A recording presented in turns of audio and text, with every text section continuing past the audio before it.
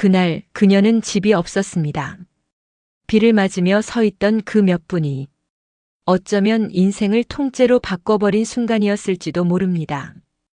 2003년 인천. 바닷바람이 매섭게 불던 그 도시에는 낮보다 밤이 더 바쁜 사람들이 있었습니다. 물류센터에서 일하는 사람들. 밤 10시가 되면 하루가 끝나는 것이 아니라 또 하나의 하루가 시작되는 곳이었습니다. 박지한도 그중 한 사람이었습니다. 29. 계약직. 언제 잘릴지 모르는 자리에서 묵묵히 박스를 옮기고 시간을 채우고 그렇게 하루를 버텨내는 살. 지한의 하루는 단순했습니다. 일하고 지치고 잠들고 다시 일하는 것. 그게 전부였습니다. 누군가는 그걸 청춘이라고 부르겠지만 지한에게 그것은 그저 버티는 시간이었습니다. 그날도 다르지 않았습니다. 새벽이 가까워질수록 몸은 더 무거워졌고 손목은 점점 저려왔습니다. 컨베이어 벨트 위를 끝없이 지나가는 박스들을 보며 지한은 생각했습니다. 이게 언제까지 계속될까? 답은 없었습니다. 그저 다음 날도 그 다음 날도 같을 거라는 것만 알 수 있었습니다. 퇴근 시간이 다가왔습니다. 물류센터의 문이 열리고 사람들이 하나둘 빠져나오기 시작했습니다. 그리고 그 순간 비가 쏟아졌습니다. 갑작스럽고 거칠게 우산도 없이 나왔던 지한은 입구 앞에 멈춰 섰습니다. 갈 수가 없었기 때문입니다. 그날따라 이상하게 몸이 너무 무거웠습니다. 비 때문이 아니라 그냥 모든 게 버거운 날이었습니다. 그때였습니다. 거기 잠깐만요. 낯선 목소리가 들렸습니다. 지한이 고개를 들었을 때 한 남자가 서 있었습니다. 작업복을 입고 있었고 몸에는 먼지가 묻어 있었습니다. 건설 현장에서 막 나온 듯한 모습. 이태수. 그게 그의 이름이었습니다. 그는 짧게 말했습니다. 집 어디세요? 지한은 잠시 머뭇거리다가 대답했습니다. 버스 타야 해요. 그는 더 묻지 않았습니다. 그저 차 문을 열어주며 말했습니다. 타세요. 그게 전부였습니다. 지한은 잠깐 망설였습니다. 이상한 상황이었고 낯선 사람이었고 거절해도 이상하지 않은 제안이었습니다. 그런데 그날은 이상하게 거절할 힘도 없었습니다. 그래서 차에 올라탔습니다. 그 선택이 어떤 의미인지도 모른 채 그날 이후로 둘은 자주 마주쳤습니다. 퇴근 시간, 비슷한 시간대, 비슷한 공간. 처음에는 인사만 했고 그 다음에는 말을 조금 나눴고 어느 순간부터는 같이 밥을 먹기 시작했습니다. 태수는 조용한 사람이었습니다. 자기 이야기를 많이 하지 않았고 감정 표현도 거의 없었습니다. 그렇다고 차가운 사람은 아니었습니다. 필요한 말은 했고 필요한 행동은 했습니다. 딱 그 정도였습니다. 지한은 그런 태수가 이상하게 편했습니다. 묻지 않는 사람, 강요하지 않는 사람. 그게 그때의 지한에게는 가장 필요한 조건이었기 때문입니다. 시간이 조금 더 흘렀습니다. 그리고 결국 문제가 생겼습니다. 지한이 살던 원룸 계약이 끝났습니다. 보증금은 빠듯했고 당장 옮길 집을 구할 여유도 없었습니다. 며칠을 버텨보려고 했지만 방법이 없었습니다. 그날 밤 지한은 한참을 고민하다가 태수에게 말했습니다. 혹시 잠깐만 지낼 수 있을까요? 말을 꺼내고 나서도 스스로 놀랐습니다. 이건 부탁이 아니라 거의 선택이었기 때문입니다. 태수는 잠시 지한을 바라보더니 짧게 말했습니다. 와요. 그렇게 지한은 태수가 지내던 공사장 컨테이너 숙소로 들어가게 됩니다. 좁은 공간이었습니다. 벽은 얇았고 난방도 제대로 되지 않았고 생활이라고 부르기에도 부족한 환경이었습니다. 하지만 이상하게 불편하지는 않았습니다. 처음에는 며칠만 있을 생각이었습니다. 정말로 잠깐, 다시 집을 구할 때까지만. 그런데 시간이 지나면서 그 잠깐은 점점 길어졌습니다. 같이 밥을 먹고, 같이 잠들고, 같이 아침을 맞이하는 일상. 누가 먼저 말하지도 않았고, 누가 먼저 정한 것도 아니었습니다. 그냥 그렇게 됐습니다. 동거였습니다. 하지만 그때의 두 사람에게 그건 특별한 일이 아니었습니다. 그저 살기 위해 선택한 방식이었을 뿐입니다. 문제는 그 다음이었습니다. 지안의 직장에서 이 사실이 알려지면서부터였습니다. 너 남자랑 같이 산다며? 처음에는 장난처럼 시작됐습니다. 하지만 곧 분위기가 달라졌습니다. 결혼도 안 했는데? 야, 조심해라. 저러다 버려진다. 여자가 너무 쉽게 산다, 진짜. 수군거림은 빠르게 퍼졌습니다. 지안이 지나가면 말이 끊겼고 뒤돌아서면 다시 시작됐습니다. 그 말들은 귀를 막아도 들렸고 무시하려 해도 남았습니다. 그날 밤 지안은 태수에게 물었습니다. 우리 이상한 거예요? 태수는 잠시 생각하더니 이렇게 말했습니다. 남들이 사는 거 말고 우리가 사는 거지. 짧은 말이었지만 묘하게 단단한 말이었습니다. 지아는 더 이상 묻지 않았습니다. 그리고 그날 이후로는 숨기지 않기로 했습니다. 어느 날 동료들 앞에서 지아는 말했습니다. 네, 저 남자랑 같이 살아요. 순간 공기가 조용해졌습니다. 누군가는 눈을 피했고 누군가는 웃었고 누군가는 고개를 저었습니다. 하지만 지아는 흔들리지 않았습니다. 이미 선택했기 때문입니다. 남들이 이해하지 못해도 설명할 필요 없다고 생각했기 때문입니다. 그리고 무엇보다 그때의 지안에게는 중요한 게 하나뿐이었습니다. 지금 이 삶을 어떻게든 버텨내는 것, 그리고 그 옆에 누군가 있다는 것, 그게 전부였습니다. 그때까지는 그걸로 충분하다고 생각했습니다.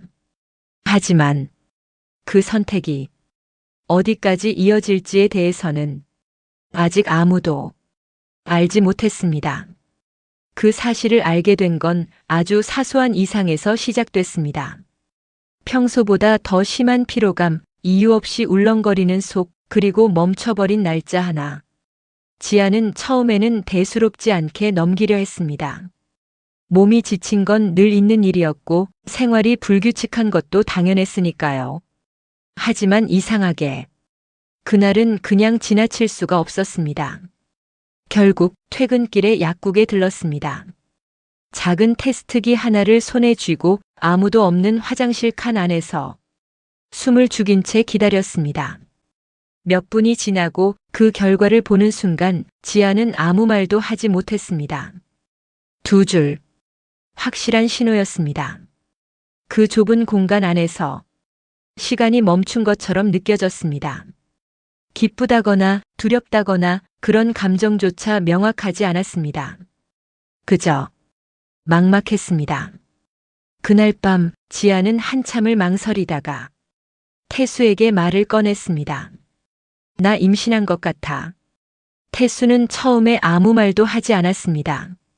놀란 표정도 아니었고 화를 내지도 않았습니다.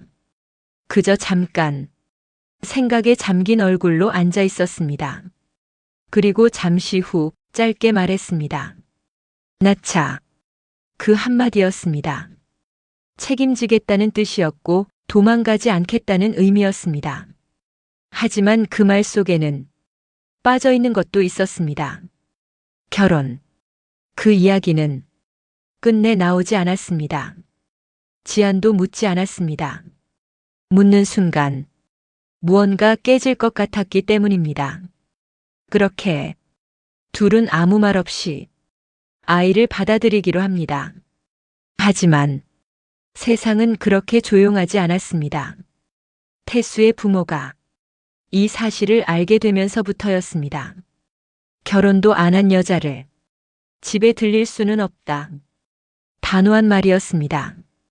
애는 내가 책임져라. 하지만 여자는 안 된다. 그 말은 선이 분명했습니다. 지아는 그 집에 들어갈 수 없는 사람이었습니다.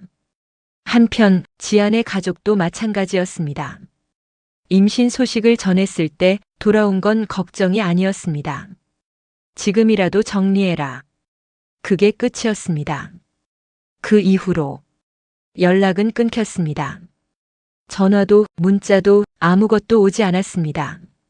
지아는 그날 이후로 가족이라는 단어를 입에 올리지 않았습니다. 그렇게 둘은 완전히 고립됩니다. 기댈 곳도 도와줄 사람도 없이. 하지만 시간은 멈추지 않았습니다. 배는 점점 불러왔고 몸은 점점 무거워졌습니다. 그 와중에도 지아는 일을 계속했습니다. 물류센터는 누군가를 배려해주는 곳이 아니었습니다. 힘들다고 말해도 일이 줄어들지는 않았고 아프다고 말해도 시간이 멈추지는 않았습니다. 지아는 그저 조용히 버텼습니다. 아무도 모르게 혼자서. 그리고 결국 출산의 날이 왔습니다. 큰 병원이 아니었습니다. 동네에 있는 작은 산부인과였습니다. 조용했고 눈에 띄지 않는 곳. 누군가에게 들키지 않기 위해서였습니다. 그날 지아는 혼자였습니다. 태수는 오지 못했습니다.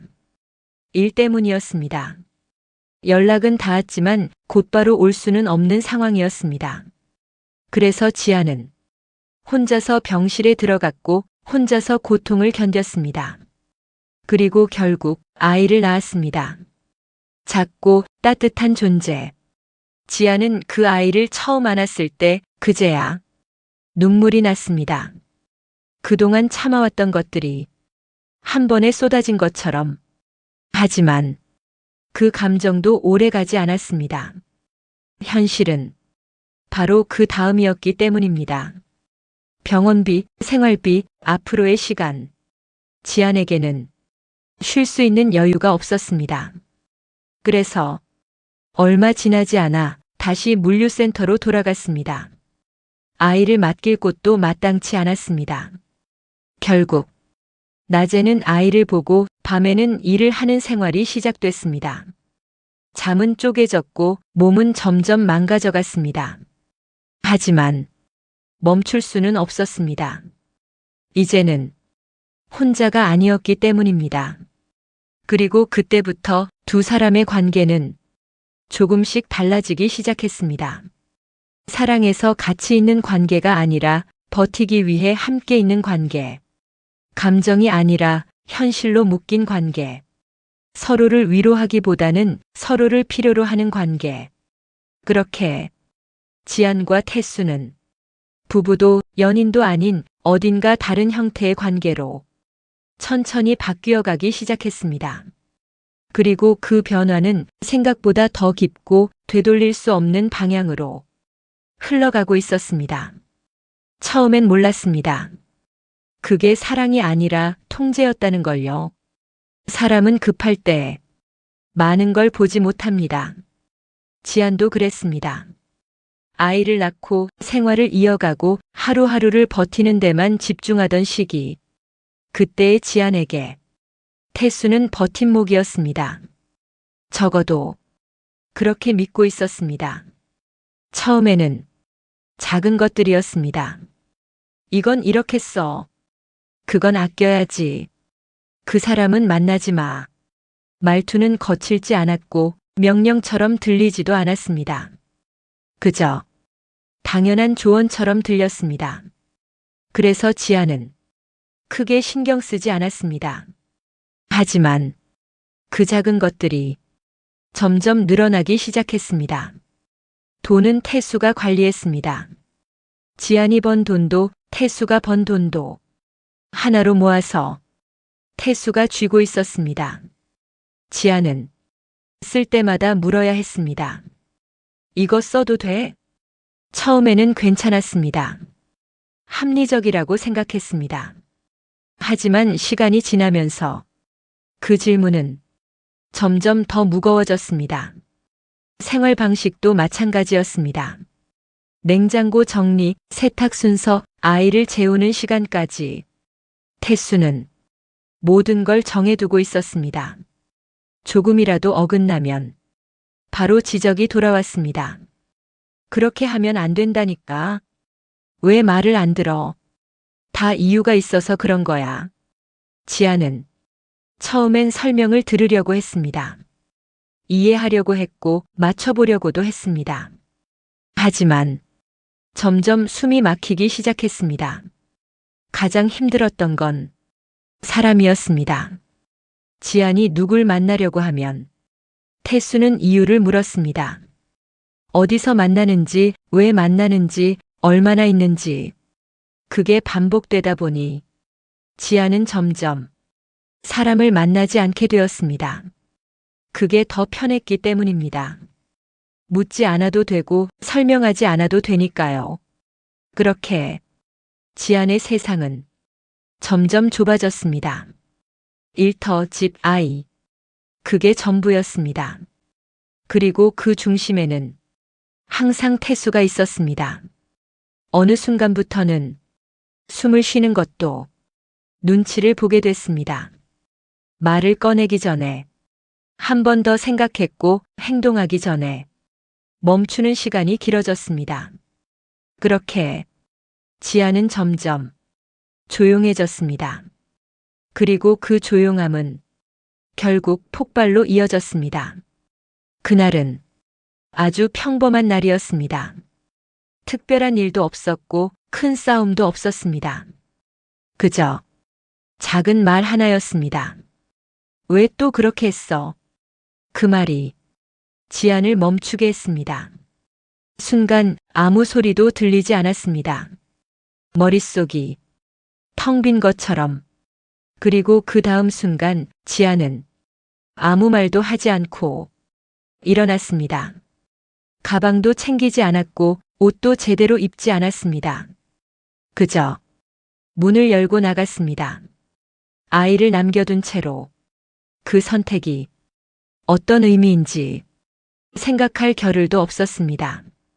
그저 그 공간에서 벗어나야 했습니다. 숨을 쉬어야 했기 때문입니다. 그렇게 지아는 사라졌습니다. 하루, 이틀, 사흘. 연락은 없었습니다. 전화도 받지 않았고 메시지도 확인하지 않았습니다. 그저 조용히 숨었습니다. 그리고 그 시간 동안 태수는 무너졌습니다. 처음에는 화를 냈습니다. 왜 이러냐고, 어디 갔냐고, 당장 돌아오라고. 하지만 시간이 지나면서 그 감정은 바뀌었습니다. 불안으로, 그리고 공허로. 태수는 일을 나가지 않았습니다. 현장도 사람들도 아무것도 신경 쓰이지 않았습니다. 술을 마셨습니다. 낮에도 밤에도. 그리고 그 빈집 안에서 혼자 앉아 있었습니다. 아이 울음소리와 자신의 숨소리만 들리는 공간.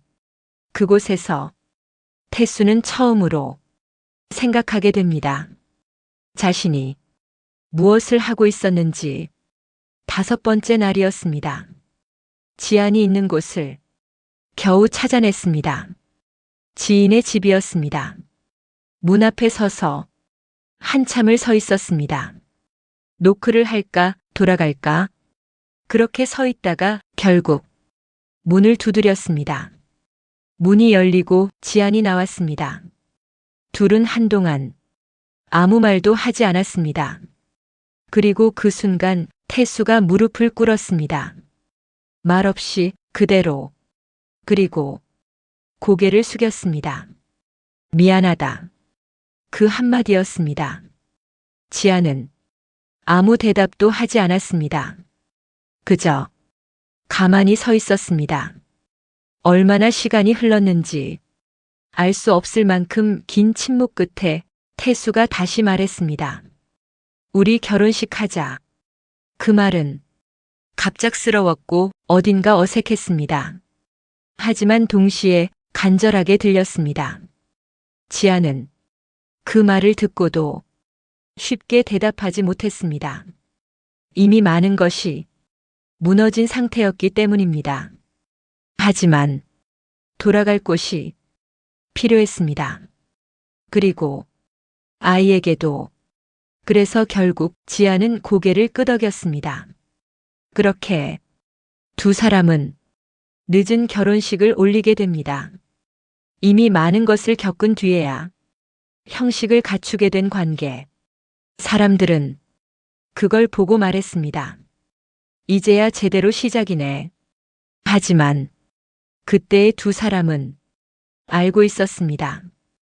이건 시작이 아니라 이미 지나온 시간을 억지로 묶어두는 일이라는 것을요. 결혼식이 끝났다고 해서 삶이 달라지지는 않았습니다. 사람들은 말했습니다. 이제는 안정되겠네. 그래도 결혼했으니까 괜찮아질 거야. 하지만 두 사람의 일상은 놀랄 만큼 그대로였습니다. 달라진 건 형식뿐이었습니다. 집은 그대로였고, 생활도 그대로였고, 사람도 그대로였습니다. 그저 부부라는 이름이 붙었을 뿐이었습니다. 태수는 여전히 일 중심의 사람이었습니다. 아침 일찍 나가고 늦게 들어오고 집에 있어도 일 생각을 하는 사람. 말이 많지 않았고 필요한 말만 하는 사람이었습니다. 지아는 달랐습니다.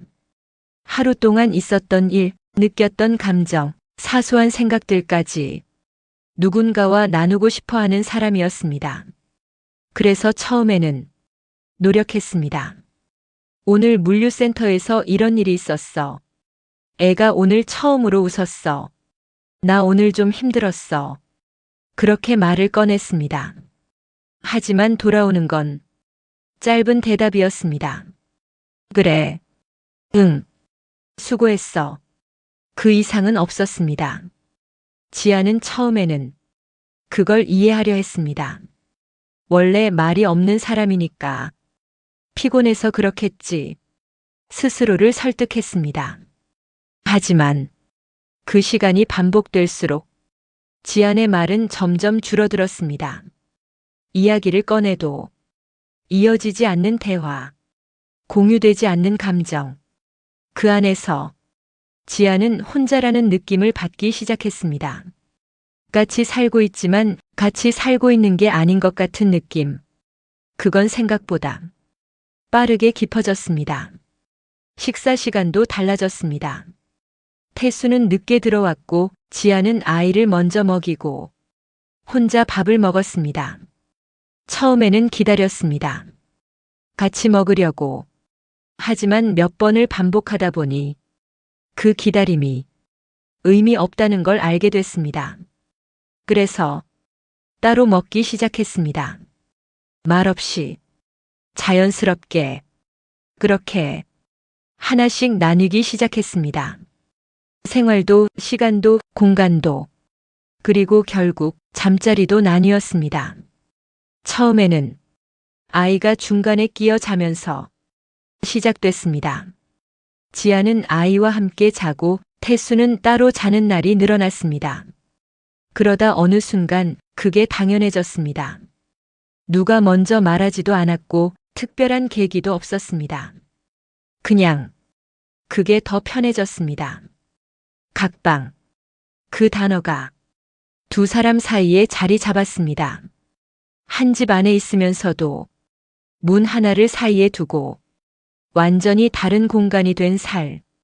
밤이 되면 각자의 방으로 들어가고 각자의 시간을 보내고 각자의 방식으로 잠드는 구조. 그 안에서 서로를 마주할 일은 점점 줄어들었습니다. 지아는 가끔 거실에 앉아 조용히 생각했습니다. 이게 맞는 건가? 하지만 그 생각을 입 밖으로 꺼내지는 않았습니다. 이미 말해도 달라지지 않는다는 걸 알고 있었기 때문입니다. 태수도 마찬가지였습니다. 아무 말도 하지 않았지만 모르고 있는 건 아니었습니다. 단지 말하지 않는 방식으로 지나가고 있었을 뿐입니다. 그렇게 두 사람은 같은 집 안에서 각자의 삶을 살기 시작했습니다. 아침에 마주쳐도 짧은 인사만 나누고 저녁에는 서로의 방문이 닫힌 채로 하루가 끝났습니다. 부부라는 이름 아래 가장 멀리 떨어진 거리. 그건 눈에 보이지 않지만 분명히 존재하는 거리였습니다. 그리고 그 거리는 조용히, 아주 조용하게 더 벌어지고 있었습니다. 모든 게 갖춰졌을 때 가장 먼저 사라진 건 관계였습니다. 이상한 일이었습니다. 사람들은 늘 말합니다. 돈이 생기면, 삶이 안정되면 그때부터는 괜찮아진다고. 그런데 두 사람에게는 정반대의 일이 일어나고 있었습니다. 태수는 어느 순간부터 현장에서 이름이 알려지기 시작했습니다. 단순히 일 잘하는 반장이 아니라 현장을 맡기면 문제없이 굴러가는 사람. 그 평판은 곧 기회로 이어졌습니다. 하청을 받기 시작했습니다. 작은 규모였지만 직접 팀을 꾸리고 일을 따오고 수익을 만들어내는 구조. 처음에는 불안했지만 점점 안정이 잡혔습니다. 돈이 들어오기 시작했습니다. 지안도 달라지고 있었습니다. 물류센터에서 단순 작업자가 아니라 팀을 관리하는 위치로 올라갔습니다. 사람을 배치하고 일정을 조율하고 문제가 생기면 해결하는 역할. 관리자. 누군가를 통제해야 하는 자리였습니다. 아이를 키우면서 일도 놓지 않고 버텨온 시간들이 결과로 돌아오기 시작했습니다. 두 사람 모두 각자의 자리에서 조금씩 올라가고 있었습니다. 그리고 그 결과로 처음으로 여유라는 것이 생겼습니다. 월세 걱정을 하지 않아도 됐고 생활비를 계산하며 숨죽일 필요도 없었고 가끔은 외식을 할 수도 있는 살. 누군가 보기에는 이제야 제대로 사는 것처럼 보이는 시기였습니다. 실제로도 그랬습니다. 밖에서 보는 두 사람은 분명히 안정된 부부였습니다.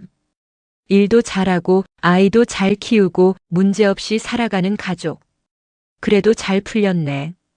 결국은 자리 잡았네. 사람들은 그렇게 말했습니다. 그리고 두 사람도 그 말에 반박하지 않았습니다. 틀린 말은 아니었으니까요.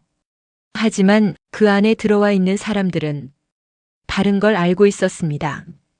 그 집 안에서는 대화가 사라지고 있었습니다. 필요한 말만 남고 그 외의 모든 말이 조용히 사라졌습니다. 밥 먹었어? 응. 애는 잤어? 응. 그게 전부였습니다. 그 이상의 대화는 점점 줄어들었고 결국 사라졌습니다. 서로의 하루를 묻지 않았고 서로의 감정을 확인하지 않았습니다. 관심이 없는 건 아니었습니다. 그저 굳이 말하지 않게 된 것이었습니다. 이미 익숙해졌기 때문입니다. 묻지 않는 관계, 설명하지 않는 관계, 그 상태가 더 편해진 것이었습니다. 시간이 지나면서 그 변화는 더 분명해졌습니다. 같은 공간에 있어도 마주치지 않는 하루. 집에 들어오면 각자의 방으로 들어가고 필요한 일이 있을 때만 잠깐 얼굴을 보고 다시 흩어지는 구조. 지아는 가끔 거실에 앉아 그걸 느꼈습니다. 사람이 있는데 없는 것 같은 느낌. 말을 걸지 않으면 존재하지 않는 것 같은 관계. 그건 외로움과는 조금 다른 감정이었습니다. 익숙해진 고립. 그게 더 가까웠습니다. 태수도 비슷한 시간을 보내고 있었습니다. 집에 들어와도 편해지지 않는 공간. 하지만 그렇다고 불편하다고 말할 이유도 없는 상태. 그저 그대로 두는 것. 그게 가장 쉬운 선택이었습니다. 그렇게 두 사람은 같이 살고 있었지만 서로의 삶에는 거의 존재하지 않는 상태가 되어갔습니다. 밖에서는 성공한 부부, 안에서는 조용히 분리된 두 사람. 그 간격은 누가 봐도 보이는 것이 아니었습니다. 그래서 더 오래, 더 깊게 이어질 수 있었습니다. 그리고 그 상태는 아무 일도 없는 것처럼 보이면서 천천히 그리고 확실하게 다음 변화를 준비하고 있었습니다. 아무 일도 없던 관계가 가장 크게 무너질 때가 있습니다. 조용했기 때문에 괜찮은 줄 알았습니다.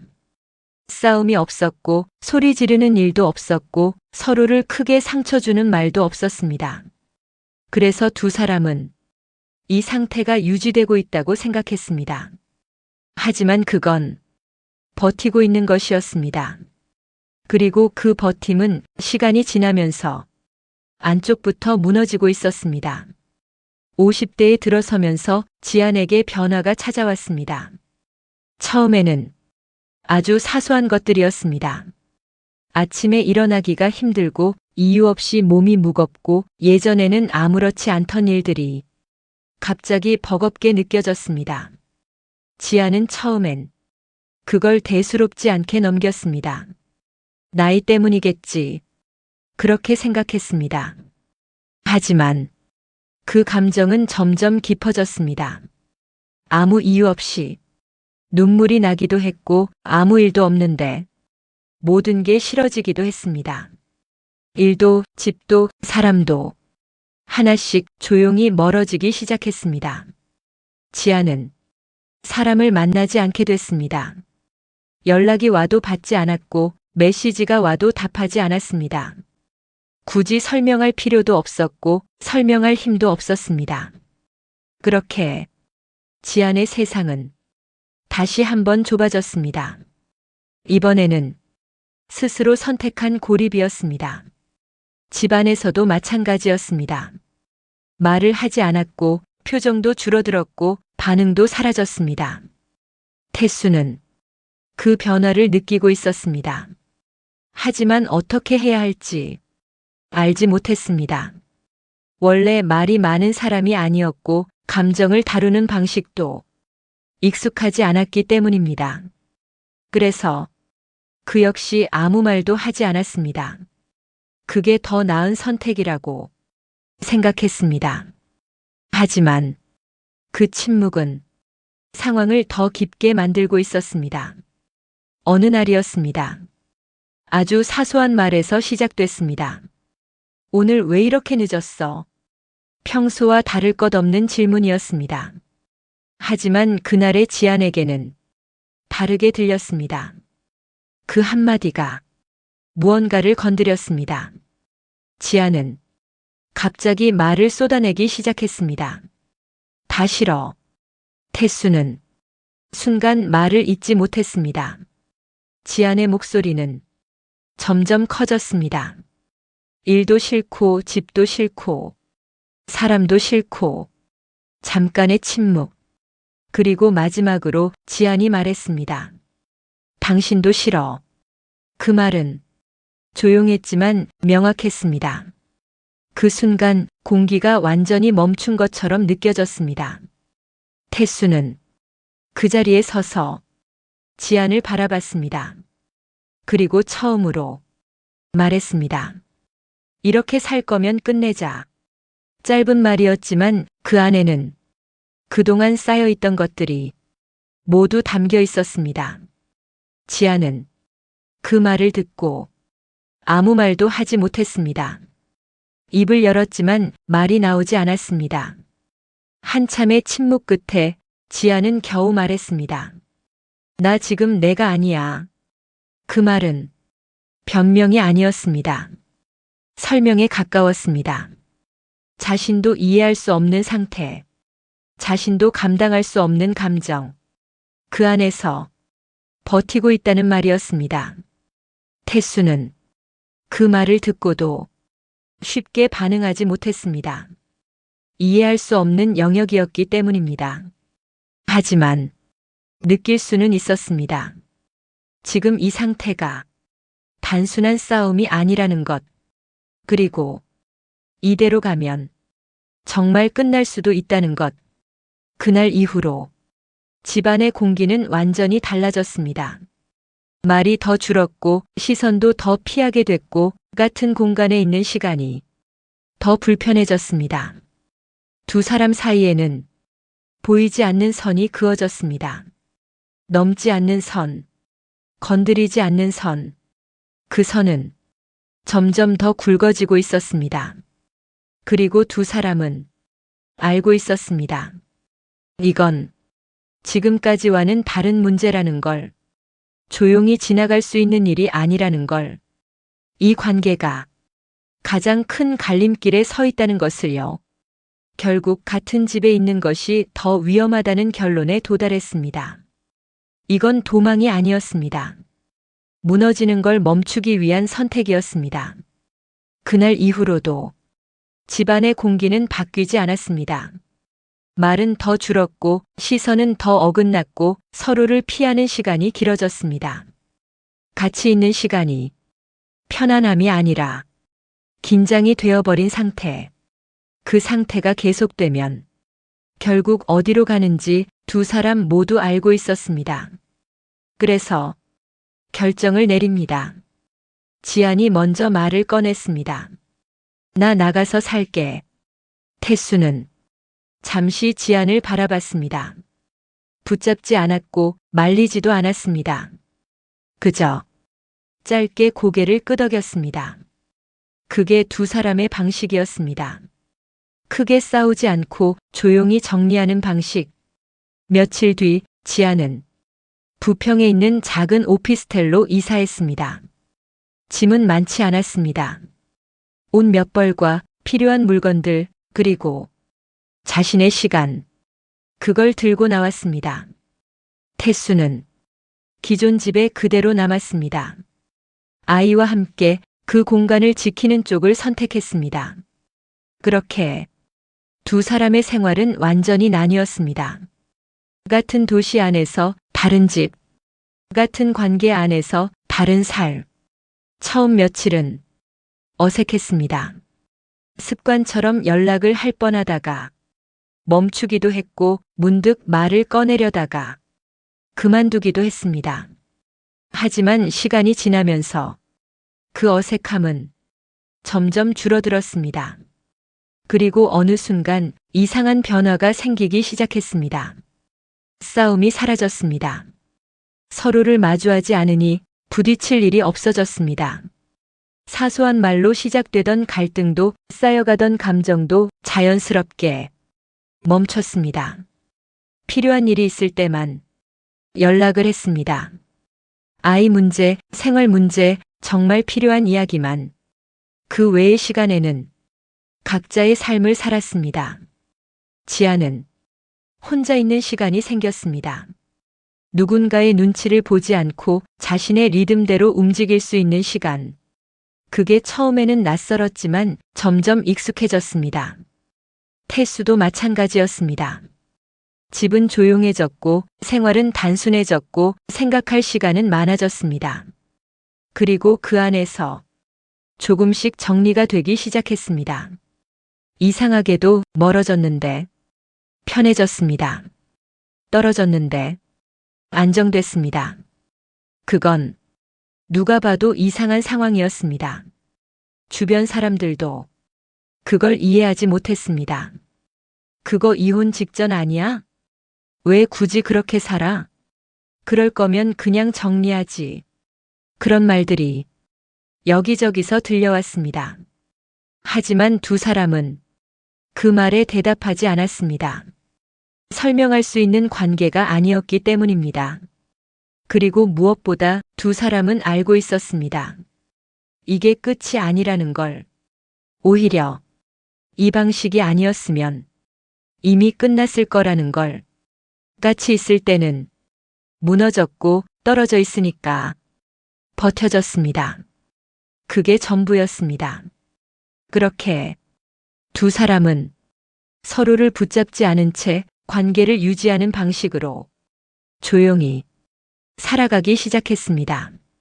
그리고 그 선택은 생각보다 오래 그리고 깊게 두 사람의 삶을 바꿔놓게 됩니다. 멀리 떨어져 있었지만 완전히 끊어진 건 아니었습니다. 서로의 일상에는 깊이 들어가지 않았지만 완전히 사라진 존재도 아니었습니다. 그렇게 느슨하게 이어진 관계는 시간 속에서 조용히 유지되고 있었습니다. 그러던 어느 날이었습니다. 태수가 사고를 당했습니다. 평소와 다를 것 없는 작업 현장이었습니다. 익숙한 구조, 익숙한 작업, 익숙한 하루. 그런데 그날은 딱 한 번의 실수가 있었습니다. 순간이었습니다. 균형이 무너졌고 몸이 그대로 떨어졌습니다. 그 이후의 기억은 끊겨 있었습니다. 태수가 눈을 떴을 때는 이미 병원이었습니다. 온몸은 움직이지 않았고 숨 쉬는 것조차 의식해야 하는 상태. 의사는 말했습니다. 상태가 좋지 않습니다. 그 말은 길게 설명하지 않아도 충분히 무거운 말이었습니다.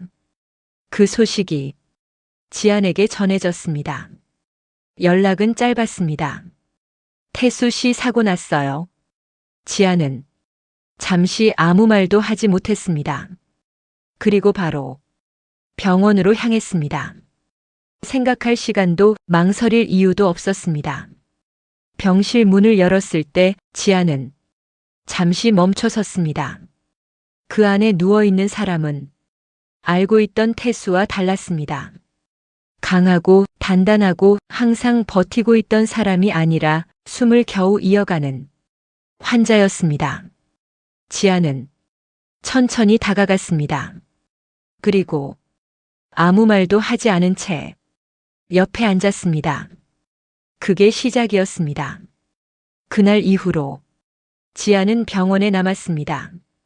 낮에도 밤에도 밥을 챙기고 몸을 닦고 의사와 이야기를 나누고 하루하루를 그 병실 안에서 보냈습니다. 누가 부탁한 것도 아니었고 누가 강요한 것도 아니었습니다.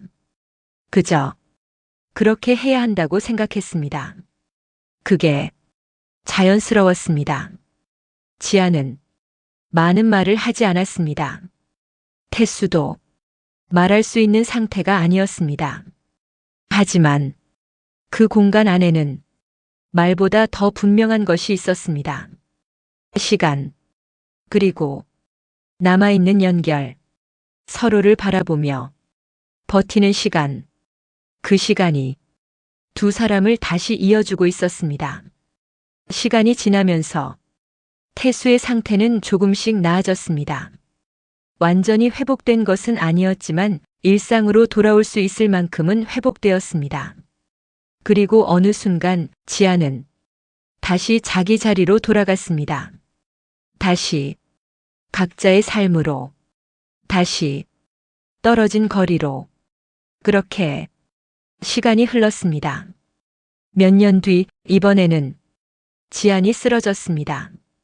갑작스러운 일이었습니다. 아무 전조도 없이 평소와 다를 것 없던 하루.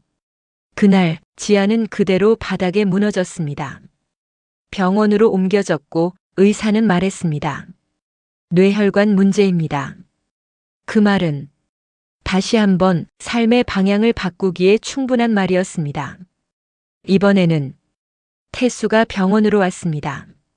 지안이 누워있는 병실 앞에서 잠시 멈춰 서 있었습니다. 그날의 지안처럼. 그리고 문을 열었습니다. 태수는 말이 없는 사람이었습니다. 그건 변하지 않았습니다. 하지만 행동은 달라졌습니다.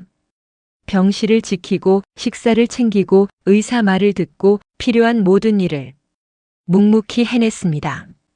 누군가에게 보여주기 위한 행동이 아니라 그저 해야 하는 일처럼. 그렇게 두 사람은 각자의 방식으로 서로를 지켜냈습니다. 그 과정을 지나면서 두 사람의 관계는 조용히 바뀌고 있었습니다. 이건 더 이상 연인도 아니었고 단순한 부부도 아니었습니다. 감정으로 이어진 관계가 아니라 시간과 책임으로 이어진 관계. 서로를 좋아해서가 아니라 서로를 놓을 수 없어서 이어진 관계. 그 안에서 두 사람은 이름을 바꿉니다. 부부에서 동지로, 그리고 동지에서 전우로. 삶이라는 긴 시간 속에서 서로를 지켜야 하는 존재. 그게 두 사람이 된 것이었습니다. 감정은 앞에 서 있지 않았습니다. 대신 책임이 있었고 기억이 있었고 함께 버텨온 시간이 있었습니다. 그걸로 충분했습니다. 그리고 그 연결은 이전과는 전혀 다른 방식으로 두 사람을 붙잡고 있었습니다. 사람들은 이해하지 못하는 관계를 보면 쉽게 틀렸다고 말합니다. 두 사람이 어떻게 살고 있는지보다 자신들이 알고 있는 기준에 맞는지가 더 중요하기 때문입니다. 지안과 태수의 관계도 그랬습니다. 같이 살지 않는 부부. 각자의 집에서 각자의 삶을 살면서 필요할 때만 연결되는 관계. 그 모습은 누군가에게는 낯설었고 누군가에게는 불편했습니다. 그래서 질문이 따라왔습니다. 왜 이혼 안 해? 처음에는 장난처럼 시작됐지만 시간이 지나면서 점점 진지한 질문이 됐습니다. 그게 무슨 부부야? 같이 살지도 않는데 그걸 왜 유지해? 사람들은 관계를 형태로 판단했습니다. 같이 살아야 부부고, 같이 밥을 먹어야 가족이고, 같이 시간을 보내야 정상이라고 생각했습니다. 그래서 이 관계는 설명이 되지 않았습니다. 지아는 그 질문을 여러 번 들었습니다. 처음에는 대답을 하지 않았습니다. 설명해도 이해되지 않을 거라는 걸 알았기 때문입니다. 하지만 어느 날 비슷한 질문을 다시 들었을 때 지아는 짧게 말했습니다. 같이 살았으면 이미 끝났어. 그 말은 길게 설명하지 않아도 충분히 많은 것을 담고 있었습니다. 함께 있을 때 무너졌던 시간, 같이 살면서 서로를 갉아먹었던 날들, 그 기억이 그 한 문장 안에 들어 있었습니다. 그래서 지아는 더 이상 설명하지 않았습니다. 굳이 이해받을 필요가 없다고 생각했기 때문입니다. 태수도 마찬가지였습니다. 누가 물어도 길게 말하지 않았습니다. 그저 그게 편해서요. 짧은 대답. 하지만 그 안에는 수많은 시간이 들어 있었습니다. 두 사람은 이미 알고 있었습니다. 이 관계가 남들이 생각하는 방식으로는 유지될 수 없다는 걸. 그래서 방식을 바꿨습니다. 서로를 소유하지 않는 관계. 상대의 시간을 묻지 않고 생활을 간섭하지 않고 선택을 제한하지 않는 구조. 그게 두 사람이 찾은 방식이었습니다. 거리를 두는 것. 그건 멀어지기 위한 선택이 아니라 무너지지 않기 위한 선택이었습니다. 가까이 있으면 부딪히고 부딪히면 상처가 남고 그 상처가 쌓이면 결국 끝난다는 걸 이미 겪어봤기 때문입니다. 그래서 두 사람은 가장 안전한 거리를 유지하기로 했습니다. 연락은 필요할 때만, 만남도 필요할 때만. 하지만 완전히 끊어지지는 않는 선. 그 미묘한 거리 위에서 관계를 유지하는 방식. 누군가에게는 이상해 보일 수 있는 관계. 하지만 두 사람에게는 가장 현실적인 선택이었습니다. 관계를 지키는 방법이 하나만 있는 건 아니었습니다. 같이 사는 것만이 유지의 방식이 아니었고 떨어져 있는 것이 끝을 의미하는 것도 아니었습니다. 그걸 두 사람은 몸으로 배웠습니다. 그래서 이제는 확신하고 있었습니다. 이 방식이 아니었으면 지금까지 올 수 없었다는 걸. 그리고 그 사실은 누군가의 이해와 상관없이 두 사람에게는 충분히 분명한 기준이 되어 있었습니다. 마지막까지 남는 사람은 함께 살던 사람이 아닐 수도 있습니다. 시간이 많이 흘렀습니다. 계절이 몇 번이나 바뀌었는지 세기도 어려울 만큼의 시간이 지나고 두 사람도 이제는 노년의 자리에 들어서 있었습니다. 생활은 여전히 각자의 방식 그대로였습니다. 지아는 부평의 작은 집에서, 태수는 예전 집에서. 서로의 집 주소는 알지만 서로의 일상에는 깊이 들어가지 않는 거리. 그 거리는 여전히 유지되고 있었습니다. 명절도 따로 보냈습니다. 각자의 방식으로, 각자의 시간으로. 누군가 보기에는 이상한 풍경이었습니다. 하지만 두 사람에게는 이미 익숙한 방식이었습니다. 억지로 맞추지 않아도 되는 관계. 그게 더 오래 간다는 걸 알고 있었기 때문입니다. 그렇다고 완전히 떨어져 있는 것은 아니었습니다. 이상하게도 위급한 순간이 오면 가장 먼저 떠오르는 사람은 항상 서로였습니다. 몸이 아플 때, 갑자기 병원에 가야 할 때 전화번호 목록을 넘기다가 결국 멈추는 이름. 그건 늘 서로였습니다. 짧은 통화. 지금 병원이야. 그 한마디면 충분했습니다. 설명도 필요 없고 이유도 묻지 않았습니다. 그저 그 자리에 가는 것. 그게 두 사람의 방식이었습니다. 병원에서는 항상 같이였습니다. 접수도 같이 하고 진료도 같이 기다리고 결과도 같이 들었습니다. 그 공간 안에서만큼은 두 사람이 나뉘지 않았습니다. 그 모습은 어쩌면 예전보다 더 자연스러웠습니다.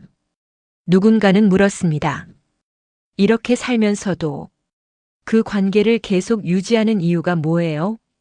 지아는 잠시 생각하다가 이렇게 말했습니다. 부부는 같이 사는 게 아니에요.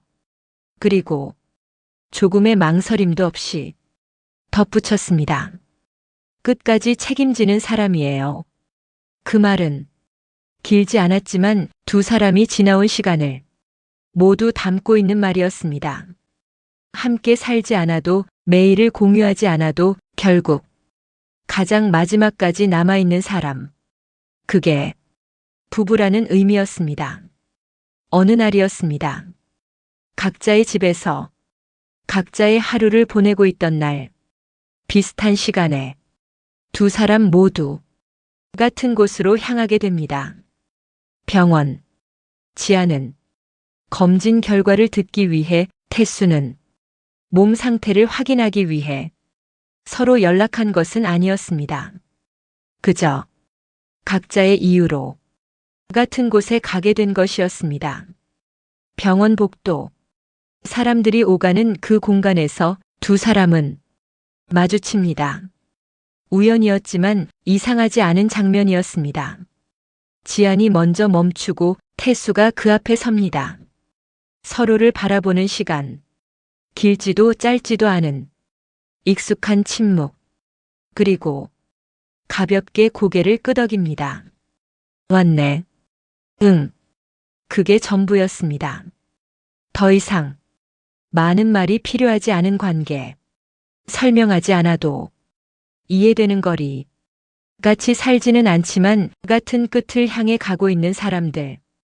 그렇게 두 사람은 각자의 방향에서 걸어와 같은 자리에 서 있는 존재가 되어 있었습니다.